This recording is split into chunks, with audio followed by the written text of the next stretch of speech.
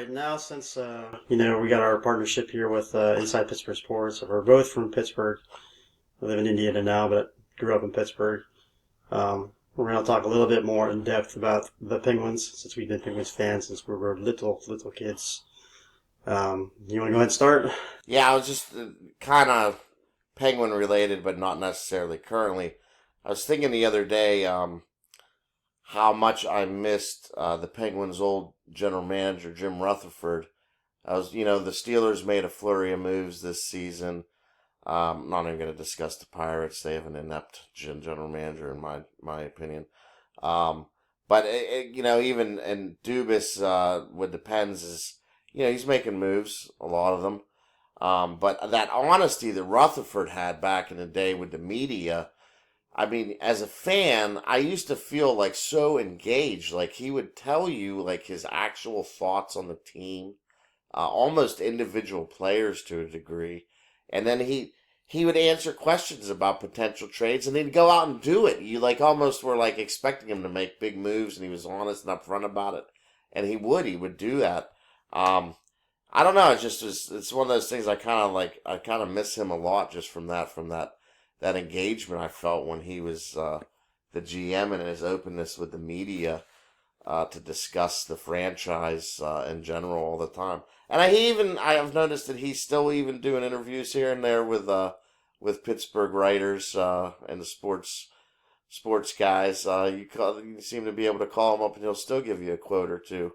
Even about general NHL stuff, or even Vancouver, or even Pittsburgh. But yeah, it made me think that now we had Hextall, who was Mr. wouldn't speak to the media at all. I mean, as a fan, I felt like I had no clue what was ever going on with the organization at that time. Brian Burke, I guess, just hid in the toilet all day. I don't know what he did. And then moving on to Dubas, like he's like in between the two. He's like he's a lot more forthright than Hextall was, but he seems to also hold his cards a little closer to his vest than Rutherford did. Like he'll start to expound upon his thoughts, and then he seems to catch himself, and then he'll stop, and then you'll still be wondering what the heck was he just talking about. But I don't know. With Rutherford, it was always clear, and I do miss that about the Penguins. I think every GM that you look at, there's going to be things that are pretty controversial. How they did certain things in certain ways and all that. I know Hextall takes a lot of heat for what he was going through that time. Rutherford, I mean, the guy won 2 championships, so at the end of the day, it doesn't really matter what I think. The guy's got 2 rings, and That's true. That's really all that matters. That is true. I mean, and when you got that, then all the other hearsay doesn't really matter about that. But aside from that fact, I feel like, despite the fact that he did that, he also totally screwed them in the long run. because I mean, I guess it depends on how you mean on the long run. Because in the long run, he got them 2 cups, and that's going to be there forever. So I guess he didn't screw them long runs. But just like some of their seasons coming up, I mean, that guy used first round picks like a credit card, dude. He would just go through and swipe it and pull it out anyone you want. I mean, come on. A first rounder for Ryan Reeves. Then there was the first rounder for, he spent a first rounder on Kasperi Kapanen, and then after he traded Kasperi Kapanen away for somebody else, then he spent another first rounder to bring back Kasperi Kapanen. That kind of stuff just got kind of maddening with him. And then, I feel with Hextall and Dubas, they were trying to do the impossible, which is maintain a decent team while still going towards the future. And I still maintain, and this goes back to the Mike Sullivan talk, where even though, nobody's going to be giving Hextall GM of the Year awards, but that final year that he got fired, that was not totally on Hextall. I'm sorry, it just wasn't. All they had to do to get in the playoffs was beat the worst team in the league, a team that was trying to lose. And that's where, when we were talking about Mike Sullivan, it's not just like Sullivan should have been fired that day along with Hextall, because there was no excuse for that. I mean, The big trade acquisition that he got gutted for was the Granlund, and he's been on 2 or 3 teams since then that have been successful. So why couldn't Mike Sullivan find what he needed out of that guy to get them into the playoffs? There was no excuse for that. He should have been fired along with Hextall at that time. Yeah, Sullivan always seemed to use players that Hextall would bring in It's almost very like poorly. it's almost like they were being childish about it. Like Yeah. I didn't want that player, so I'm not gonna figure out how to use him. I'm just gonna put him on my system and not try to adapt at all. And when he flops, then I'll just be like, I told you so, and that's GM's fault. That's exactly, I agree 100%. I'll tell you one thing, though, going back to the point about the 2 cups. I'm sure a Flyers fan would take 2 cups in 10 years of suckiness because the Flyers have had 30 years of suckiness. Yeah. So, what Rutherford did, I will say, it was amazing, the 2 cups. He did orchestrate that. And he made very bold moves, He did. which you do not see in any sport very much to begin with. But then he made multiple bold moves. He may have sacrificed the future, but that was the win now period for the Penguins. Yeah. They had that window, and they did it. He did it. And the last thing I want to say about Rutherford is, while he was doing it, he was engaging the fan base more than any general manager in, I think, Pittsburgh sports history.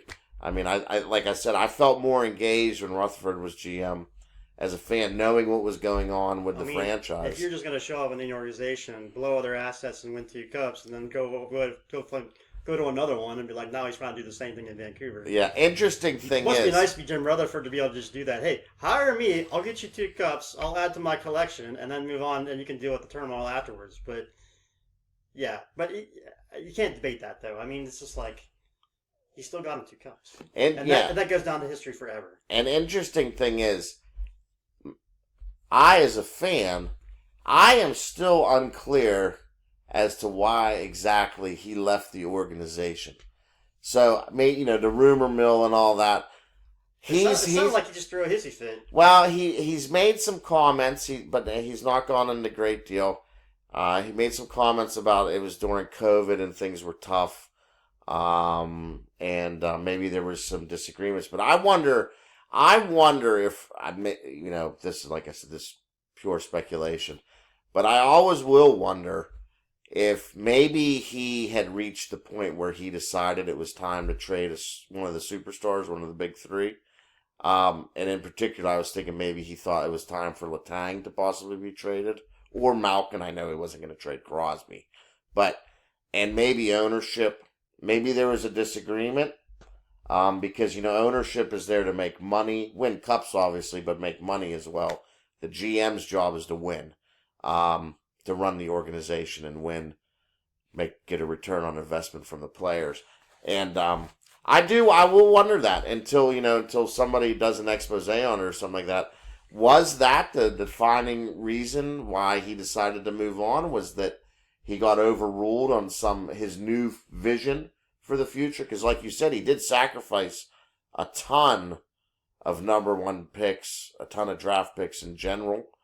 And maybe he had a different vision than the ownership had. That was it, combined with the stress of COVID. Maybe that was it. But like I said, pure speculation. I have no clue. But something I'd still be interested in reading about one day. If anybody could ever get him to explain exactly what happened. Yeah, this was a pretty wild time whenever he just kind of took off. And the next thing we know, we had Hextall. And that was one of the most bizarre situations ever because when Hextall came in, it was like, of course, he had to try to thread the needle that everybody was talking about. But after one season, they then they then sold the team. And of course, whenever you have new owners, everything all of a sudden just becomes like shuffled up and it's awkward. So then you had that period of time where it was like they had new owners and they did not necessarily like who was in charge, but they don't necessarily fire them immediately. And I at least feel that probably Hextall should have had the opportunity to have his own coach, but he wasn't going to because maybe necessarily ownership didn't want them to begin with, but they wanted the coach. So they just waited for him to mess up one time. That's all it took. Then he was gone. And then you got Sullivan, who seemed like he had more power than the GM at that particular time, I agree. which is just weird. That should never happen. And then, and so like if you go back to the Hextall, like there was that time where, again, as you spent about this earlier, they tried to be heavier on the defense, and Sullivan was like, no, we don't do that. So those players like Ruta and I'll admit the trade with Petrie was a bad trade. They shouldn't have done that one. But they, in Hextall's mind, I think he was trying to get heavier on the back end, and Sullivan never was going to adapt to that.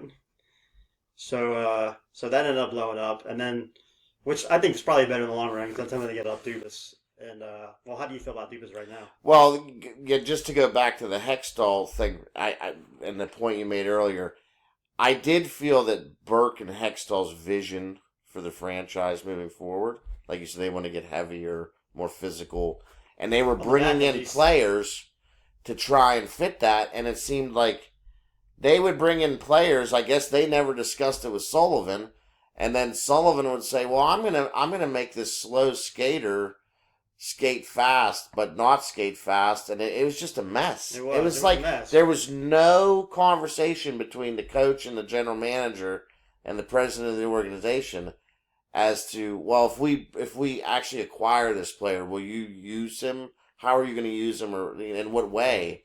A real disconnect. I feel, I think everybody could feel it. It was like really strange, and it did set him back. But then, like you said, it seemed like Sullivan had all the control in the end anyway. So why wasn't Sullivan the one? Sense? Why does that make sense? Like, how can the coach have more power than the GM? Well, some organizations are like that. I mean, some organizations, the coach is the GM, de facto GM, and the GM is just a figurehead. I'm mostly an NFL. Well, that wouldn't matter as long as they were on the same page, I suppose. That's what yeah, exactly. If they would have just been on the same page, it seems like they were not at all. If they would have been, maybe some moves would have been made that Sullivan would have then been receptive to, because he seemed to hate everything that they did. Yes. He seemed to not want to use any of those guys as they were envisioned to be used. But moving to Dubas, I'll tell you what, I thought that when he was first hired, I thought he worked magic. I agree. And that goes back to another thing too. Like, I think the first year he had his conversations with whoever around him to try to get like he felt like they were a lot closer than they were, and somebody sold him a bill of goods that like the Penguins, you get the right people, that they'll take off again. And I still feel like he was having the conversations with Sullivan, and he did do his best to get him the players that Sullivan wanted, and they still flopped, which is why it's probably good that Sullivan's not there anymore, because it just feels like his system and the way they do things is just not stale. Yeah, stale. It's stale. Yeah, when he first, I still think the Erik Karlsson trade was a fine trade to make. I mean, he got rid of a lot of payroll. I mean, I thought it was a risk to take that was worth it. The one thing I didn't like that he did when he first came in, and I think it goes to the point you just made, is maybe he was sold a false bill of goods by the coach or something like that. I didn't like that he immediately then cleared a lot of cap space, brought Karlsson in. Thought that was great. Rather have one superstar, even though Karlsson hasn't necessarily lived up to that, than a bunch of no names. If you look at the players he pulled in, they all look like Mike Sullivan type of guy on them. Exactly. And Mike Sullivan didn't use them, most of those guys, the way that I think Dubas even probably was told he would use them. Right. But the one thing I didn't like that Dubas did was, being that that's his first year as general manager of the Penguins, he's making a lot of decisions. He's trying to change some of the things Hextall did, but also with an eye to the future. Also try and make the playoffs, get back into playoffs. I did not like the term. I didn't mind the amount of money he paid a lot of the free agents that he signed in that first year. I did not agree, though, with the terms. Like giving Graves, what was the 6-year contract? I thought there was way too many years going out in free agent contracts that year for it being his first year and him knowing the changes were going to have to be made. I still don't understand what he was doing there. But now the stuff that he's doing makes more sense.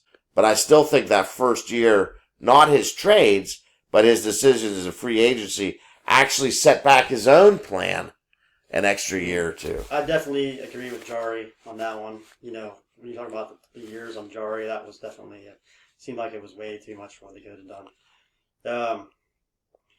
The Graves thing is, to me, is a little more controversial because I feel like the systems that guy was playing prior to being a Penguin. That was in Jersey, right? Was he in Jersey? Jersey, but he was also in Colorado, I think. Oh, in Colorado, okay. If you go back and look at his numbers, they were good. But, as a defensive defenseman. Right. And as soon as he started getting to that stretch pass bullshit that they do now. Oh yeah. Then he just became he was just terrible after that. It's not his skill set, right? Yeah. Yeah. Yeah, and so I think I think given what they'd seen with him prior to that, it probably made sense for the money. And I don't know about necessarily the years, but the money probably made sense. But then he just didn't adapt to Sullivan's system at all. And of course, Sullivan, again, does not change. And he didn't adapt at all for Graves. Right, exactly, No. yeah. It was almost like a continuation of the Hextall era. Yeah. You know? Yeah, it was very, very strange. So we're waiting to see what happens with I'm really curious to see if Dan Muse is able to make that guy and put in a system that's better for the current roster instead of just being like, well, this is our system and we're not going to change. I mean, every coach does that, to be fair. I mean, right. Every coach is like that. But that's just comes to the absurdity of why we had a coach for 10 years. You know, he had his 2 cups. Don't get me wrong. He did a phenomenal job. You know, I'm not going to be talking bad about Mike Sullivan, of course. He's a phenomenal coach. But everyone has their shelf life, and they just kept him too long. Yeah, and NHL especially is notorious for short shelf lives. You know what I mean? So right, 10 years. Yeah, I mean, that's an eternity in the NHL. The other thing was, like you just said with Muse, yeah. What's he going to put first? Developing a system to fit the players, or is it going to be his system that he then shoehorns the players into? Well, obviously, I'm no expert on this. Like, I don't know the inside and outs of that. But from what I read, it does sound like that he's going to choose the system based upon the roster. I think that's what the Penguins need right now. That would be good. That'd be refreshing if that happens. Yeah, and I know you can just tell by the staff they brought in, they're pushing way more towards player development. So, going back to Jari for a second too. I've never particularly had a huge problem with him as a regular season goalie. Playoffs, yeah, but we haven't been to the playoffs. We need to make it back to the playoffs if we want to have one last hurrah with Crosby. I don't think personally, I don't feel like Jari's changed that much. It's just at that time when they first got him and thought he was a decent goaltender. Yeah. They were scoring 6 goals a game. Exactly, that's the thing. And then they'll drop down 2 goals a game. They're just like, everything becomes that much more. I think a lot of times people forget that the way you win in hockey is by scoring more goals, not by letting less in. You still have to score to win. Right. It's, look at Matt Murray. Everybody thought he was the greatest goaltender in the world. You have to give him some credit for that, though, because he was for 3 years. How many times did they would not have won the cups without Matt Murray? Exactly. I mean, that guy, I don't know how he did it, but every time they came in an odd man rush, and there was a lot of odd man rushes against him, that dude somehow came up with the puck, and they definitely would not have done it without that guy. He was on some kind of hot streak that just was that perfect of a skill set that they needed at that particular time to win.